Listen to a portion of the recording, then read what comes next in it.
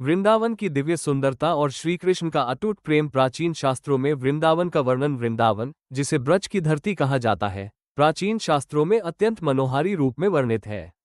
श्रीमद् भागवत पुराण में इसे सर्वोपरि तीर्थ कहा गया है, जहां प्रत्येक वृक्ष कल्पवृक्ष है और प्रत्येक भूमि चिंतामणि से भी अधिक पवित्र है।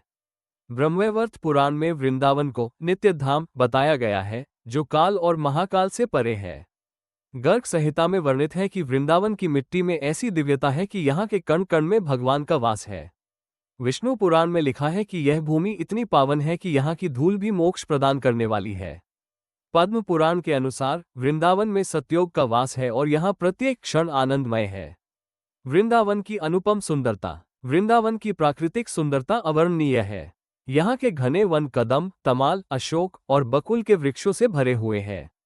कदम के पुष्पों की मधुर सुगंध से संपूर्ण वातावरण महक उठता है। तमाल के वृक्षों की घनी छाया में ठंडक मिलती है, मानो प्रकृति स्वयं अपने प्रिय पुत्र कृष्ण के लिए सुखद वातावरण बना रही हो। यमुना जी का निर्मल जल मधुर स्वर में कल कल की ध्वनि करता हुआ बहता है। नदी के किनारे सुनहरी रेत पर चांदी के समान लहरें खेलती रहती हैं।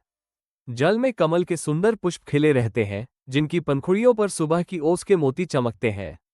हंस और सारस जैसे जलपक्षी यहाँ विहार करते हैं, मानो स्वयं प्रकृति भगवान के स्वागत में तैयार हो। वृंदावन की भूमि हरी भरी घास से ढकी रहती है।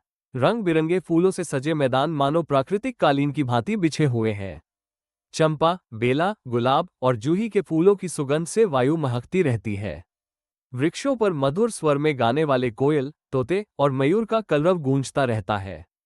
श्री कृष्ण का वृंदावन प्रेम। भगवान श्री कृष्ण का वृंदावन से प्रेम अनंत और अकथनीय है। यहाँ उन्होंने अपना बचपन और किशोरावस्था बिताई। प्रत्येक वृक्ष, प्रत्येक लता, प्रत्येक पत्थर और धूल का कण उनके प्रेम की साक्षी है।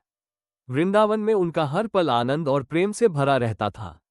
कृष्ण को वृंदावन इसलिए प्रिय था क्योंकि यहाँ उन्हें निस्वार्थ प्रेम मिलता था। ग्वाल बाल उन्हें राजा या भगवान नहीं, बल्कि अपना प्रिय मित्र मानते थे। गोपियां उन्हें परम प्रेम से चाहती थीं। यहाँ का प्रत्येक जीव उनसे प्रेम करता था और वे भी सबसे समान प्रेम करते थे।